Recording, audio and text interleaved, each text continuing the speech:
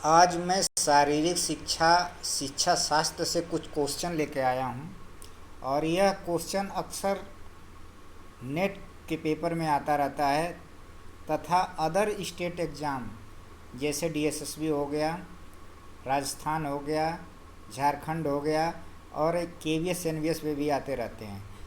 और अच्छे क्वेश्चन हैं और सभी ऑप्शन को मैं क्लियर कराने की कोशिश करूँगा। तो question number 201, S S T यानी triple S T standard for, इसका फुल फॉर्म बताना है कि इसका फुल फॉर्म क्या है।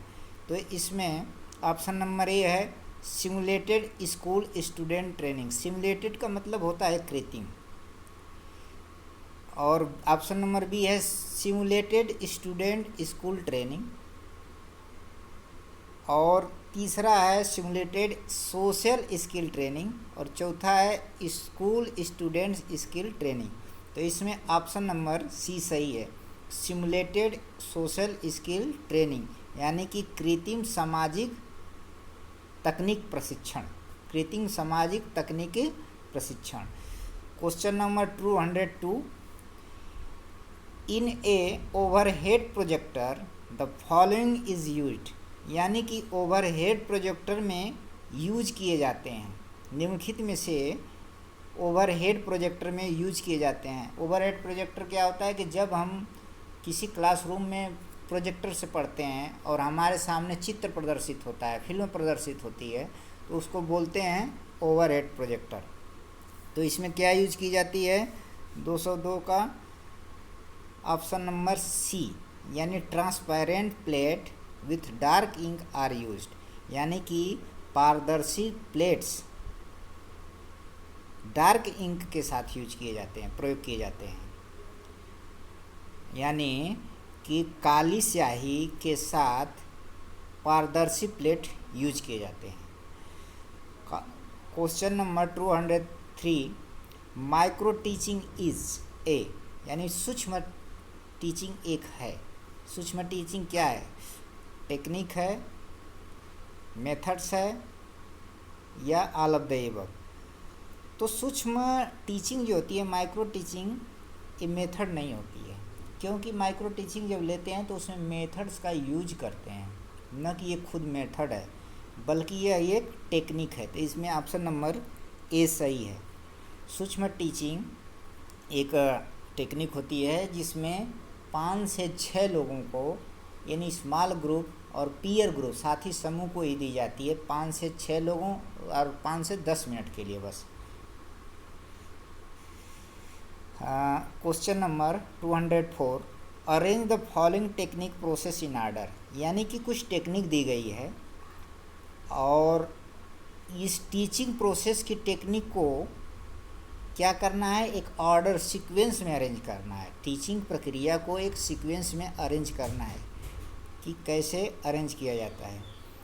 तो इसमें पहला होगा फार्मुलेटिंग ऑब्जेक्टिव्स, यानी कि ऑप्शन नंबर 4 है, इसमें पहला स्टेप होगा फार्मुलेटिव ऑब्जेक्टिव। दूसरा होगा पहला में relating the present knowledge with the previous knowledge, यानी कि पुराने अनुभवों को वर्तमान अनुभवों से, यानी ना पुराने ज्ञान को वर्तमान ज्ञान के साथ संबंधित करना। और इसमें तीसरा होगा इवैल्यूएशन, और चौथा होगा प्रेजेंटेशन ऑफ मटेरियल, और पांचवा होगा रीटीचिंग। तो इसमें ऑप्शन नंबर, यानी कि ऑप्शन नंबर डी सही है। ऑप्शन नंबर डी सही है। Question number 205, which type of material is projected by, इसमें भी मैचिंग करना है। तो इसमें ऑप्शन नंबर 205 का ऑप्शन नंबर बी सही है, यानी ऑप्शन नंबर बी सही है। इसमें ईपीडिया स्कोप एक वर्ड दिया है। ईपीडिया स्कोप जो है एक ट्रांसपेरेंट और नॉन ट्रांसपेरेंट प्रोजेक्टर होता है जो हमें सामने प्रदर्शित करता है चित्र को। तो इसमें ऑप्शन नंबर बी सही है। Question number 206, to maintain momentum in the classroom, यानी क्लासरूम में गतिविधियों को मेंटेन रखने के लिए the best thing of a teacher can do, यानी कि टीचर कौन सी प्रक्रिया, बेस्ट प्रक्रिया यूज कर सकता है। यानी कि क्लासरूम में मोमेंटम गतिविधि को मेंटेन करने के लिए कौन सी अच्छी प्रक्रिया को टीचर कर सकता है। तो ऑप्शन नंबर ए है to provide frequent break in the lesson, यानी कि लेसन में बार बार ब्रेक को प्रोवाइड करना, मतलब कि इंटरवल देना। कीपिंग टास्क इंगेजमेंट हाई, और टास्क को में हाई इंगेजमेंट रखना बच्चों को। ऑप्शन नंबर बी है to have all the lesson material prepared in advance, to have all the lesson material prepare in, यानी कि लेसन्स मटेरियल को एडवांस में प्रिपेयर करके रखना। ऑप्शन नंबर सी है to walk around and engage the student in their work, अगर बच्चे कार्य में लगे हों तो उनके चारों तरफ वॉक करना, कार्य में लगे बच्चों के चारों तरफ वॉक करना। और ऑप्शन नंबर डी है टू अवॉइड इंटरप्शन या slow down keeping task engagement high, यानी कि इसका कहने का मतलब ये है कि बाधाओं और स्लो गतिविधियों को अवॉइड करना तथा टास्क में जो लक्ष्य दिया गया उसमें हाई इंगेजमेंट रखना। तो इसमें ऑप्शन नंबर डी सही है, ऑप्शन नंबर डी सही है।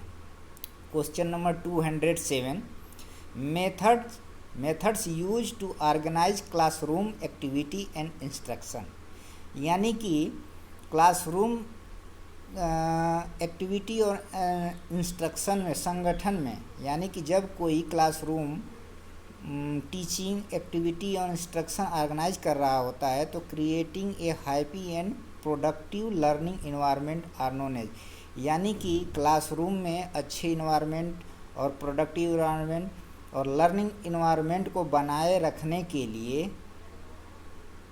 किस प्रक्रिया को फॉलो किया जाता है।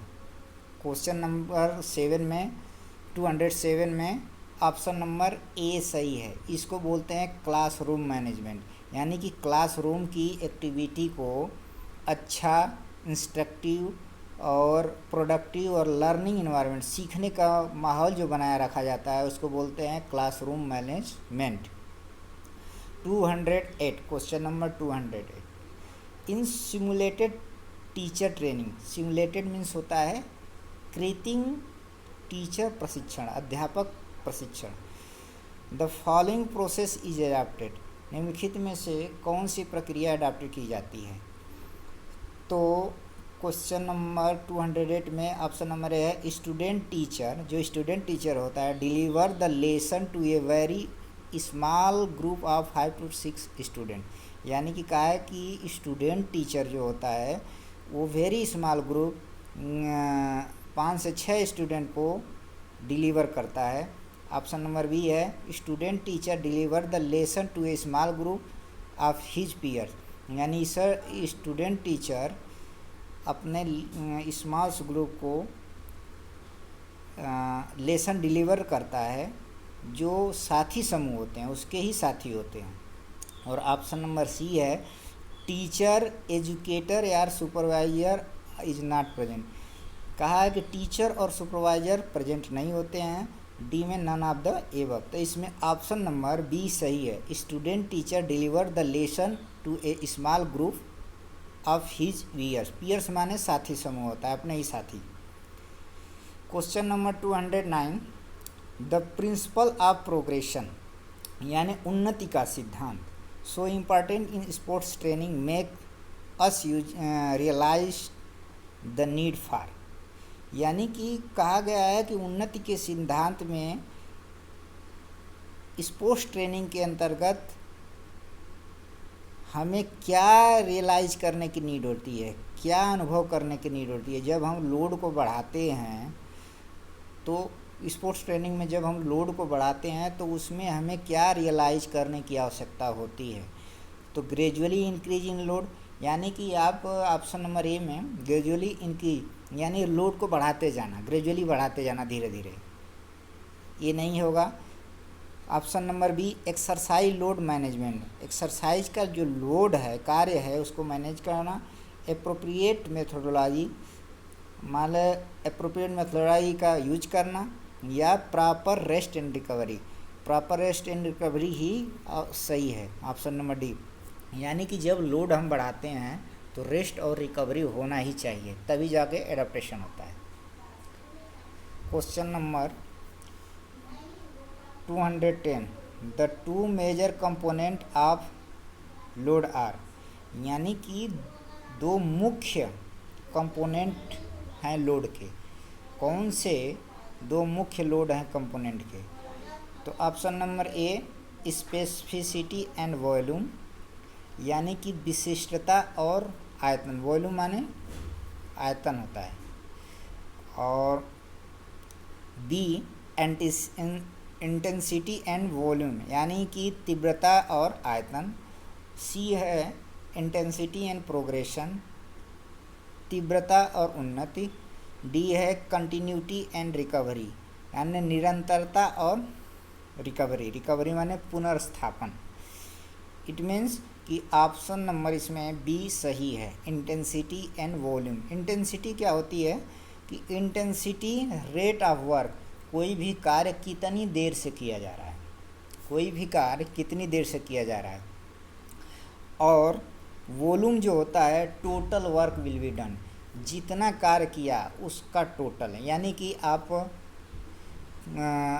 10 रेपिटेशन 100 मीटर लगाते हैं तो 10 रेपिटेशन में